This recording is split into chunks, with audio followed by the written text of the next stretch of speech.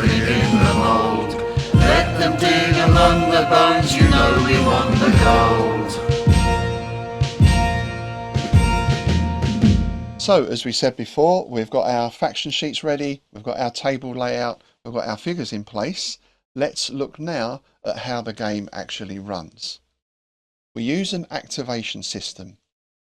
As you'll notice on the faction sheet, each faction has a colour. For each character they have, a counter of that colour is put into a bag. At the start of the turn, the GM draws a counter from the bag. If the counter is green and your faction colour is green, you get to activate one of your characters.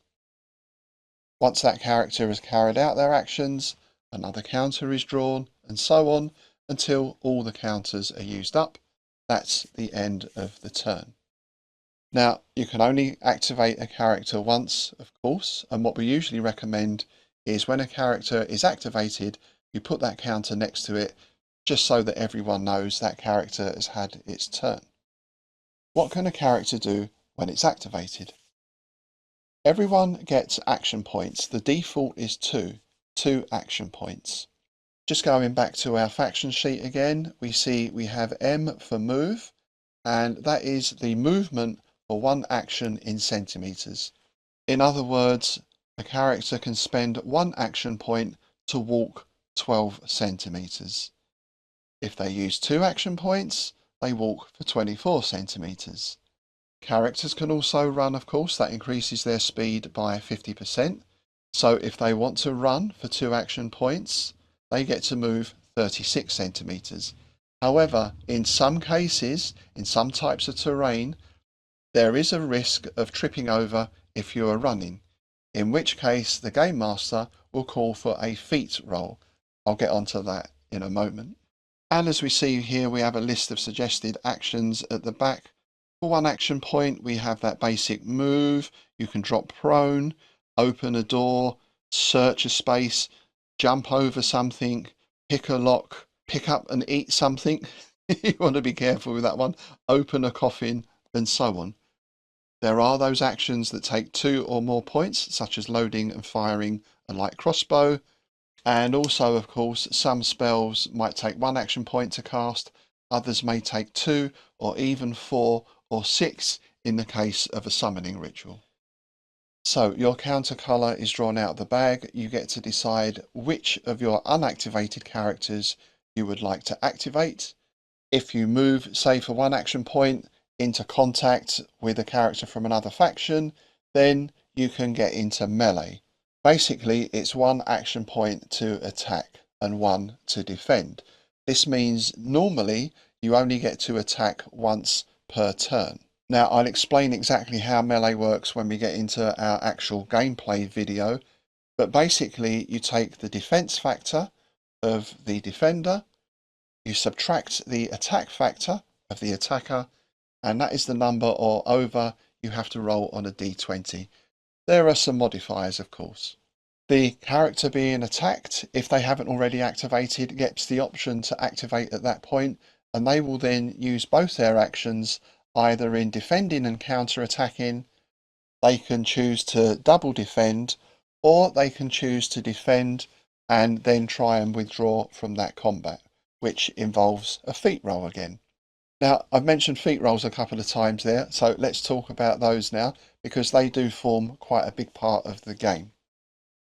Basically, if you want to carry out any action, if it is under normal conditions, let's look at the run-in we spoke about earlier. If you're running across flat level ground and there's good visibility, then you don't need to roll anything, you can automatically run. If, for example, you are in the haunted graveyard, and not only is there a thick mist around, but the ground is littered with tombstones, headstones, open graves, piles of bones, you get the idea, then there is a chance that you're going to trip and fall over. So the GM in that case will ask for a feat roll. So the first thing is to determine which attribute relates to the feat being carried out. As it's a movement attribute, then that will be agility. Let's assume that the runner's agility is 15, quite high. if we go across attribute at the top, we see that 14 to 18 means that the feat is easy. Now the GM can adjust this. The GM might say, yes, it's an easy feat, but you are wearing plate armor. That's going to increase the difficulty level by 1. So that is now going to become medium difficulty. If there are no other factors, then we roll on the medium line there. And as you see, we have several possible outcomes. A 1 is always a disaster. A 1 in this game is always a catastrophe. A 20 is always an outstanding success, whatever you're rolling for. So 1 is disaster. The player has tripped over and hurt themselves, they've fallen into an open grave, or so on. Then we have failure, part success, success, and outstanding. So in each case, the GM, perhaps with some assistance from the player or other players as well, will determine what that means. If a 20 was rolled there, for example, the GM might say, not only do you virtually fly fleet-footed over this broken terrain, you leap over the last tombstone, do a double somersault, and land in front of your enemy sword in hand, which, by the way, should bring you extra points for style and panache. And this is one part of the game where traits come into play. Let's say you are a thief who is trying to pick a lock on a chest that you've just found. If you've got the trait of lockpick, then that will decrease the difficulty level of that feat by 1. In fact, it might even give you an automatic success. However, even with automatic success, you still roll the dice, because a natural 1, remember, is always a disaster. A natural 20 is always an outstanding success. So I guess in that sense, there's really no such thing as an automatic success. There's always that slim chance that something is going to go horribly wrong or spectacularly right. So the beauty of the feat system is that it really covers any action outside of melee. If someone wants to climb up onto a roof, if they want to try and translate a scroll or read a map, if they want to persuade someone else to do something, then the feat roll is a very adaptable tool for the games master to determine the result. Now, there can be some other occasions when we will roll as well, not on the feat table, but on the save table, or in the case of clerics, trying to turn undead. So again, it's a similar idea. In this case, as it's an opposed roll, we'll look up the will or the level of the creature, of the undead creature, and you'll have a number that you have to roll over in order to be successful. Similar sort of thing in rolls against fear. Some creatures have the trait of terrifying, for example.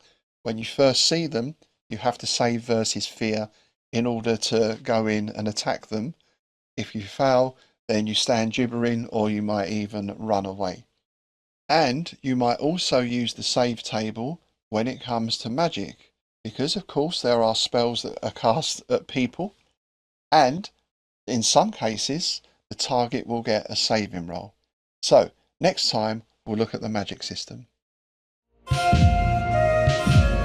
'Cause us we want the gold.